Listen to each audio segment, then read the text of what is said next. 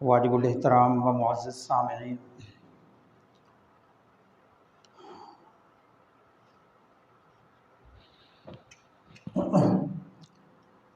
رمضان المبارک کے مقدس مہینہ کے بعد شوال المکرم کا مہینہ جاری ہے۔ درمیان میں کچھ ضروری خطبات موقع محل کی مناسبت سے بھی آپ نے سماعت فرمائے۔ رمضان کے ساتھ جو ہمارا ایک بڑا گہرا تعلق ہے وہ ہے توبہ استغفار۔ رمضان ایک معافی کا مہینہ ہے، توبہ کا مہینہ ہے، استغفار کا مہینہ ہے، مغفرت کا مہینہ ہے۔ تو اس مناسبت سے توبہ استغفار اس کے بارے میں چند باتیں عرض کرنا مطلوب ہیں آج کے جمعہ کے خطبہ میں۔ توبہ جس کا باقاعدہ حکم ہے قرآن کریم میں، اس کے فوائد و ثمرات بیان کی ہیں اللہ رب العزت نے، تاکید فرمائی ہے رسول اللہ صلی اللہ علیہ وسلم نے۔ جب اس کو اکٹھا بولا جاتا ہے تو توبہ استغفار کا لفظ بولا جاتا ہے۔ توبہ کیا ہے؟ توبہ کیوں کی جاتی ہے؟ توبہ کا مقصد کیا ہے؟ قرآن کریم میں ہے یا ایھا الذین آمنوا، اے ایمان والو، توبوا الی اللہ، اللہ کے حضور توبہ کریں۔ تو توبہ کا ایک معنی تو یہ ہے کہ اللہ کی طرف رجوع کریں، اللہ کی طرف متوجہ ہو جائیں، اللہ کے ساتھ اپنا قرب اور تعلق پیدا کریں، اس کی رحمت کے سایہ میں آئیں۔ ایک توبہ کا مفہوم یہ ہے، توبوا الی اللہ۔ اور توبہ کیا ہے؟ حدیث میں ہے دوسرا معنی التوبۃ ندم، توبہ شرمندگی ہے۔ توبہ کی ڈیفینیشن کیا ہے کہ شرمندہ ہونا گناہوں پر۔ اور توبہ تو بندہ تب کرے گا یا تب کرتا ہے جب وہ گناہ کو گناہ سمجھتا ہے، غلطی کو غلطی سمجھتا ہے۔ توبہ اصل میں ایک احساس کا نام ہے، ضمیر زندہ ہونے کا نام ہے۔ کسی بھی موقع پر انسان کو، مسلمان کو، مومن کو، یا ویسے کافر، مشرک، منافق، کسی کو بھی جب یہ احساس ہو جاتا ہے یا ضمیر زندہ ہو جاتا ہے تو اس کا اندر اسے کہتا ہے کہ تو غلط کر رہا ہے، تجھے غلط کام نہیں کرنا چاہیے۔ جب یہ احساس بیدار ہو جائے اسی کا نام توبہ ہے۔ ضمیر زندہ ہو جائے تو اسی کا نام توبہ ہے۔ گناہوں پر شرمندگی ہو جائے تو اسی کا نام توبہ ہے۔ تو اس سے میں یہ پتہ چلتا ہے توبہ کا پہلا زینہ جو ہے وہ کسی غلط کام کو غلط سمجھنا ہے، گناہ کو گناہ سمجھنا ہے۔ اگر کوئی آدمی غلط کام کو غلط نہیں سمجھتا، گناہ کو گناہ نہیں سمجھتا، تو وہ پھر توبہ نہیں کرے گا، وہ اس طرف آئے گا نہیں، رجوع اللہ کرے گا ہی نہیں۔ تو پہلا زینہ، پہلا سٹیپ کیا ہے کہ غلطی کو غلطی سمجھا جائے کہ میں نے غلط کام کر لیا ہے، شرمندہ ہو اپنی اس غلطی پر، تو پھر توبہ ہوگی، ورنہ توبہ نہیں ہوگی۔ تو اللہ رب العزت قرآن کریم میں یہ تاکید کرتے ہیں، ایمان والو تم اللہ کی حضور سچی توبہ کرو۔ اس توبہ کے ہونے کا ایک مطلب یہ بھی ہے کہ انسان گناہ گار ہے، انسان خطا کار ہے، غلطیاں کرنا اس کی فطرت میں شامل ہے، اس کا خاصہ ہے۔ اگر یہ غلطی نہ کرے، گناہ نہ کرے، پھر یہ انسان رہتا ہی نہیں ہے، پھر یہ کوئی اور مخلوق بن جائے گی، پھر یہ فرشتہ بن جائے گا۔ فرشتہ ایک ایسی مخلوق ہے، نورانی مخلوق ہے، جن کو گناہ کا کوئی تصور ہی نہیں ہے، ان کے اندر کوئی گناہ کرنے کا پرزہ ہی اللہ نے فٹ نہیں کیا۔ انسانوں میں برائیوں کے، گناہوں کے اللہ نے بہت سارے پرزے فٹ کیے ہوئے ہیں، فرشتوں کے اندر ایسا کوئی پرزہ نہیں ہے جس کے بل بوتے پر وہ غلطی کرے۔ یہ صرف انسان ہی غلطیاں کرے۔ تو جو اللہ تعالیٰ نے توبہ کا حکم دیا ہے، اس کے ہڈن میں پس پردہ یہ بات واضح ہے کہ انسان غلطی کرے گا تو توبہ کرے گا۔ تو اس لیے اللہ کے رسول صلی اللہ علیہ وسلم فرماتے ہیں کل بنی آدم خطاء، آدم کا ہر بیٹا خطا کار ہے، آدم کی اولاد گناہ گار ہے، چھوٹا ہے یا بڑا، مرد ہے یا عورت، یہ خطا بار ہے، یہ قصوروار ہے۔ لیکن اگلی بات، خیر الخطائین التوابون، بہترین گناہ گار وہ ہیں، بہترین خطا کار وہ ہیں جو توبہ کر لیتے ہیں۔ حالانکہ گناہ کرنا کوئی بہترین کام تو نہیں ہے، گناہ گار کوئی بہترین انسان تو نہیں ہے رب اور اس کے رسول کی نظر میں، مگر وہ بہترین گناہ گار ہے جو گناہ کرنے کے بعد رجوع الی اللہ کرتا ہے، اللہ کے در پر آتا ہے، اپنے گناہوں پر، غلطیوں پر شرمندہ ہوتا ہے، معافی مانگتا ہے، آئندہ گناہ نہ کرنے کا عزم صمیم کرتا ہے، ارادہ کرتا ہے، اللہ کے ساتھ پختہ عہد کرتا ہے کہ میرے مالک آئندہ میں یہ غلطی نہیں کروں گا، اور جو میں نے کر لیا اس پر میں شرمندہ ہوں، نادم ہوں۔ یہ ہیں جی خیر الخطائین، یہ ہیں بہترین گناہ گار جو توبہ کرتے ہیں۔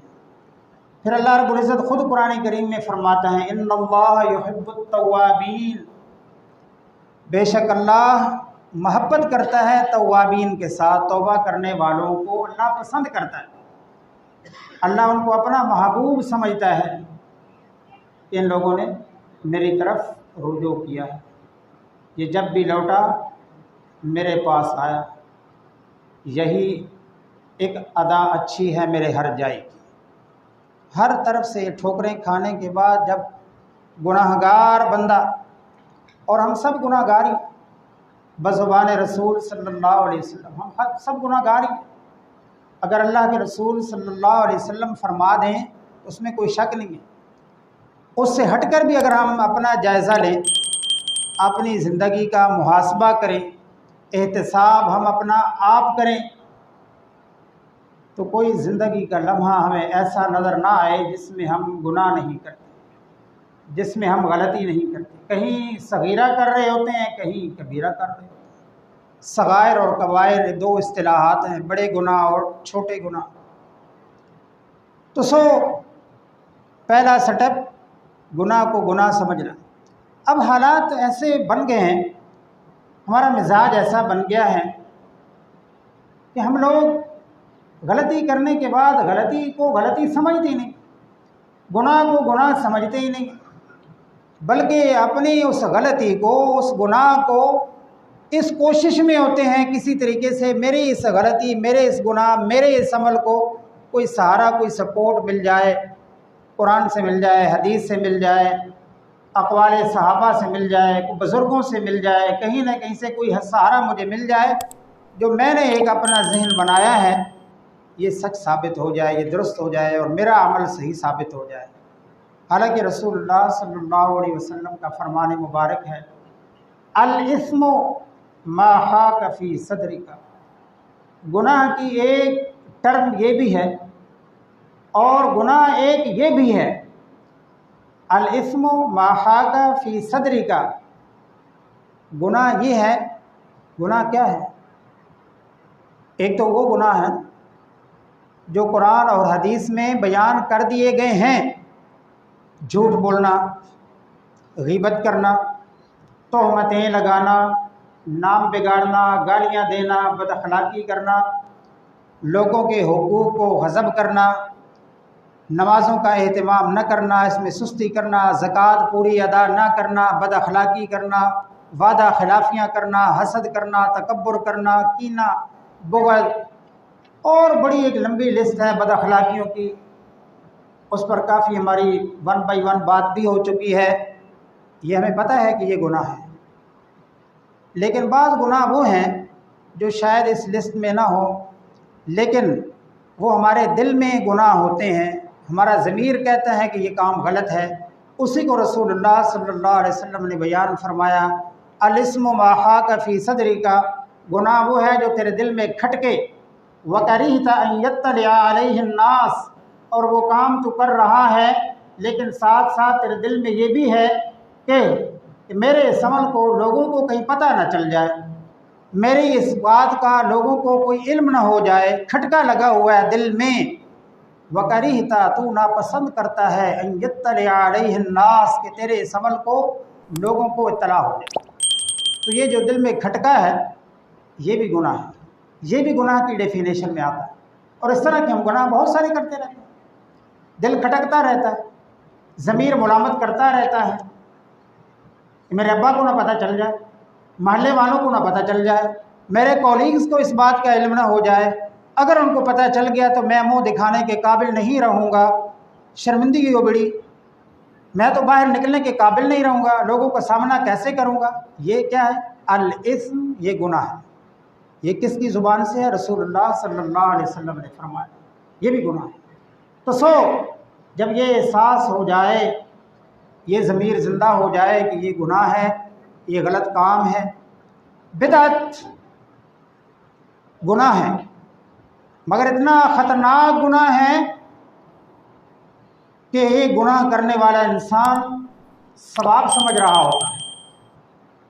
اب ٹاپک تو نہیں ہے بدعت کا ہمارا، لیکن لگے ہاتھ یہ عرض کرنا مطلوب ہے کہ بعض گناہ وہ ہیں، ایک تو وہ گناہ ہیں جن کو بنا لیں، ہر آدمی ایک فہرست تیار کر سکتا ہے یہ گناہ ہے، جو ابھی عرض بھی کیا، لیکن ایک گناہ وہ ہیں جو ہماری اس لسٹ میں شامل نہیں ہے، ہم ان کو ثواب سمجھ کر رہے ہیں، لیکن وہ گناہ ہیں۔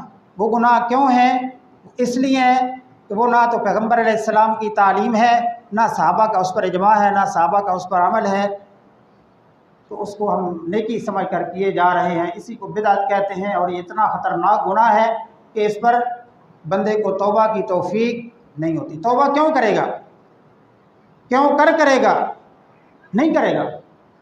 کیوں نہیں کرے گا؟ اس لیے نہیں کرے گا کہ اس کو وہ غلطی سمجھ نہیں رہا، اس کو تو وہ نیکی سمجھ رہا ہے، ثواب سمجھ رہا ہے، تو کیسے گناہ گئے اس کو سمجھ کر توبہ کرے گا؟ ایک بات۔ بعض لوگوں کا یہ بھی خیال ہے، ابھی تو گناہ کر لیتے ہیں، کوئی برائی کر لیتے ہیں، بعد میں توبہ کر لیں گے، چونکہ توبہ تو اللہ نے کھلی رکھی ہے، توبہ کا دروازہ تو کھلا ہے، اللہ بڑا غفور الرحیم ہے، بڑا مہربان، کوئی شک نہیں۔ قرآن کریم بار بار کہتا ہے میں بڑا غفور، میں بڑا رحیم، میں بڑا رحمان، کوئی شک نہیں، اللہ معاف کرنے والا ہے۔ بعض لوگوں کا یہ خیال ہے ابھی فی الحال تو کر لیں، بعد میں توبہ کر لیں گے، یہ گے کا کوئی پتہ نہیں ہے، زندگی میں گے آتا بھی ہے یا نہیں آتا۔ اور توبہ کی توفیق انسان کو تب ہوتی ہے جب اللہ کی مدد شامل حال ہوتی ہے۔ سورہ یوسف میں حضرت یوسف علیہ السلام کا قصہ بیان کیا ہے بڑی تفصیل کے ساتھ، ہر آدمی کچھ نہ کچھ اس قصے کو جانتا ہے کہ حضرت یوسف علیہ السلام کے بھائیوں نے یوسف علیہ السلام کو کنویں میں ڈالنے کا پروگرام بنایا۔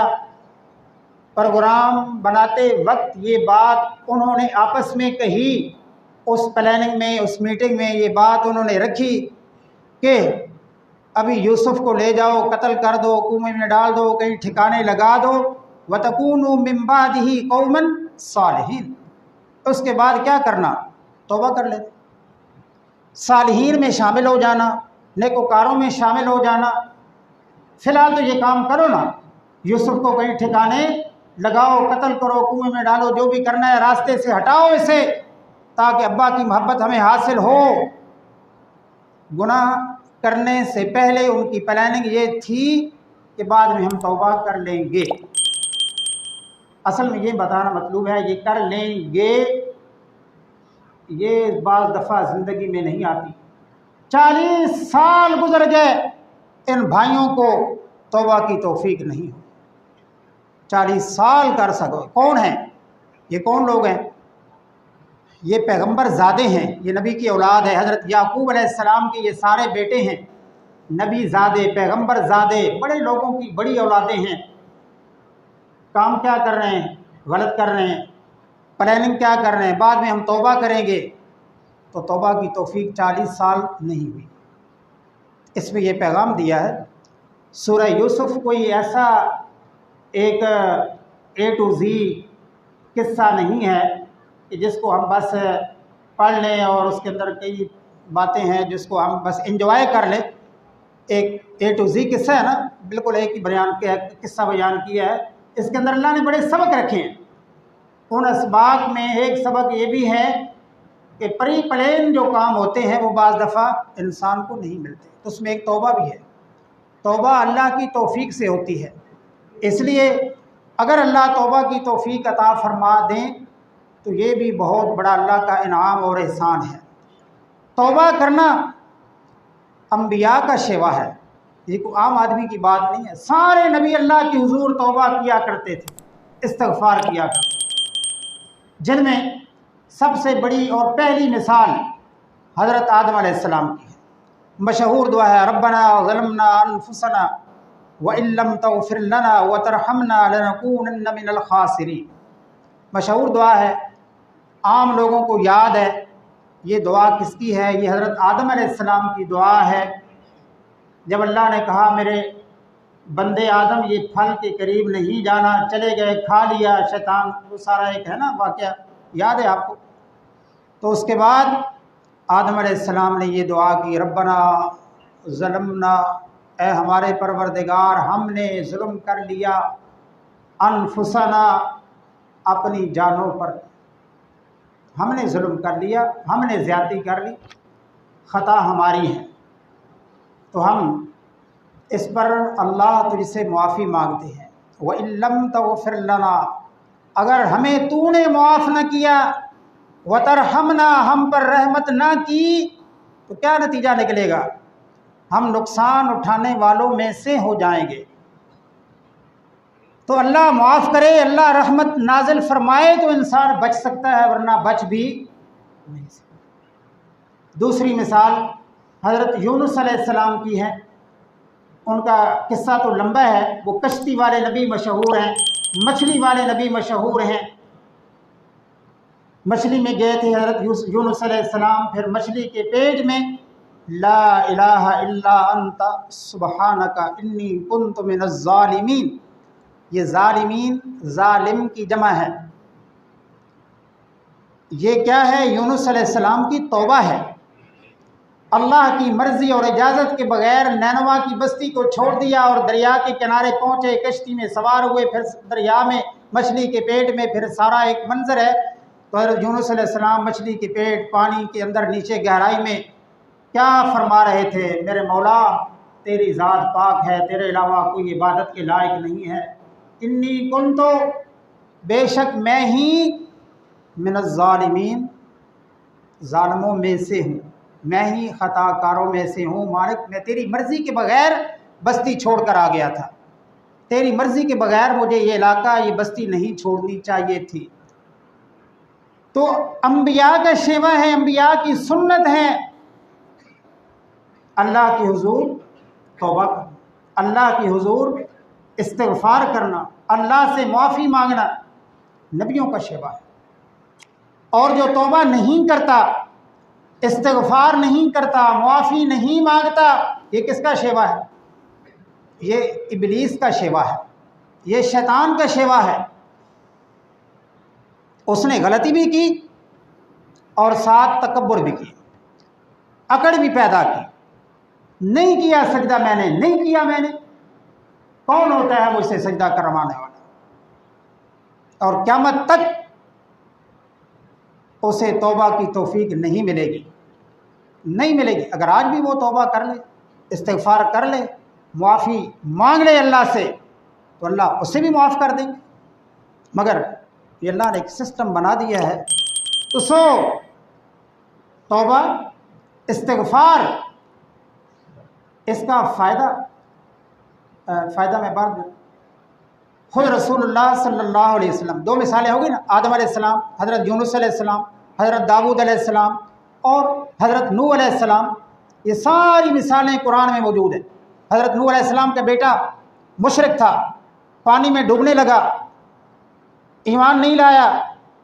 جب ڈوب رہا تھا ابا کی محبت نے جوش مارا، نوح علیہ السلام کی محبت نے کہا یا اللہ یہ میرا بیٹا ڈوب رہا ہے، یہ میرے گھر والوں میں سے ہے، اسے بچا.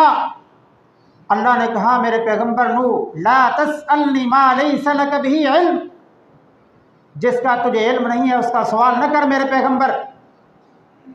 اگر دوبارہ کہا تو پیغمبری سے نکال دیا جائے گا۔ حضرت نوح علیہ السلام نے فوراً اللہ کی حضور معافی چاہی، اللہ مجھے معاف کر دے، اللہ مجھے معاف فرما دے، مجھے یہ نہیں کہنا چاہیے تھا۔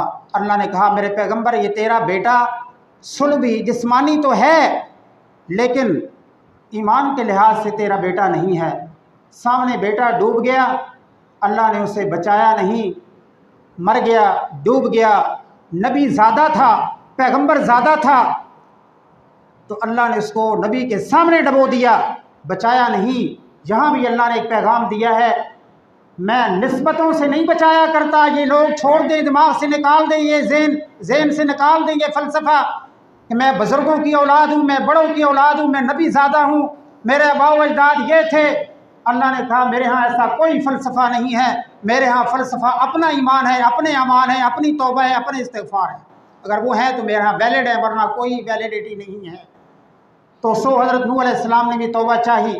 صحابہ فرماتے ہیں کہ ہم ایک مجلس میں محمد عربی صلی اللہ علیہ وسلم کی زبان اقدس سے 100 بار استغفر اللہ کے لفظ سنا کرتے تھے۔ آپ بار بار استغفر اللہ، توبہ کرنا انسان کے اپنے فائدے کے لیے ہے۔ حضرت نوح علیہ السلام کی ہی دعوت میں ہے فَقُلْتُ اسْتَغْفِرُوا رَبَّكُمْ إِنَّهُ كَانَ غَفَّارًا، تم اللہ کی حضور توبہ کرو گے تو اللہ کو غفار پاؤ گے، اللہ تمہیں معاف کرنے کے لیے تیار بیٹھا ہے۔ یہ تو فائدہ ہے روحانی طور پر، اللہ تمام گناہوں کا ڈیٹا ایک توبہ سے، ایک استغفار سے ڈیلیٹ کر دیتے ہیں، ایک کلک کرنے سے ڈیلیٹ کر دیتے ہیں۔ اللہ ہم سب کا ڈیٹا ڈیلیٹ کر دے، گناہوں والا ڈیٹا ڈیلیٹ کر دے۔ فَقُلْتُ اسْتَغْفِرُوا رَبَّكُمْ إِنَّهُ كَانَ غَفَّارًا يُرْسِلِ السَّمَاءَ عَلَيْكُمْ مِدْرَارًا وَيُمْدِدْكُمْ بِأَمْوَالٍ وَبَنِينَ وَيَجْعَلْ لَكُمْ جَنَّاتٍ وَيَجْعَلْ لَكُمْ أَنْهَارًا۔ یہ سارے فوائد ہیں، توبہ کرو گے اللہ فرماتے ہیں تم توبہ کرو گے اللہ کو غفار پاؤ گے، معاف کرنے والا پاؤ گے، اور تمہارے لیے رحمتوں کی بارشوں کا نزول ہوگا، بیٹوں میں، مال میں، یہ دنیا کی جو ہماری خواہشات ہیں اللہ اس میں بھی اضافہ فرمائے گا۔ بعض دفعہ غربت آتی ہے، افلاس آتا ہے، تنگ دستی آتی ہے، اس کا ایک بہترین حل کیا ہے؟ بہترین حل اس کا توبہ ہے، رجوع اللہ ہے، استغفر اللہ ہے۔ لیکن محض زبانی استغفر اللہ میرے مالک توبہ ناکافی ہے۔ اپنی زندگی کا جائزہ لے کر احتساب کر کے ان گناہوں کو چھوڑنا لازم ہے۔ اگر کوئی نماز کا اہتمام نہیں کرتا تو اسے چاہیے وہ نمازوں کا پابند بنے، زکوٰۃ نہیں دیتا زکوٰۃ پوری دے، جھوٹ بولتا ہے جھوٹ چھوڑے، رشوت لیتا ہے چھوڑے، حرام کماتا ہے حرام چھوڑے، سودی معاملات کرتا ہے چھوڑے، والدین کا نافرمان ہے تو ان کو راضی کرے، اور بد اخلاقیاں ان کو چھوڑے، اللہ کی حضور تائب ہو۔ تو اللہ کے پیغمبر صلی اللہ علیہ وسلم فرماتے ہیں التائب من الذنب کمن لا ذنب لہ، گناہوں سے توبہ کرنے والا ایسا ہے جیسا اس نے کبھی کوئی گناہ کیا ہی نہیں ہے۔ اللہ فرماتے ہیں ہم نے کبھی تانا بھی نہیں دیا کہ میرے بندے تو نے فلاں فلاں فلاں کیا کیا گناہ کر ڈالے۔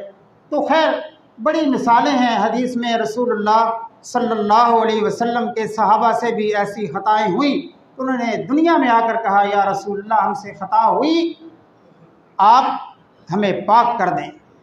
تو لمبی تفصیل ہے، پھر اس طرف چلے جائیں گے۔ بہرحال خلاصہ یہ ہے کہ انسان کو چاہیے کہ وہ ہر لمحہ اللہ کی حضور توبہ استغفار کرے اور سچی توبہ کا اہتمام کرے۔ یا ایھا الذین آمنوا توبوا الی اللہ توبۃ نصوحا، توبۃ نصوحا، سچی توبہ۔ توبوا الی اللہ جمیعا ایھا المؤمنون، اے ایمان والو سب توبہ کریں، لعلکم تفلحون، تاکہ تمہیں کامیابی ملے، کامرانی ملے، تمہارے مسائل مشکلات حل ہوں، مصائب حل ہوں۔ تو امت محمدیہ صلی اللہ علیہ وسلم کے پاس بڑے حل ہیں، اس مشکل کا یہ حل ہے، یہ حل ہے، یہ حل ہے، یہ حل ہے۔ ان تمام سے پہلا حل اللہ کے حضور توبہ ہے، استغفار ہے، رجوع الی اللہ ہے۔ اللہ ہمیں اس کی توفیق عطا فرمائے۔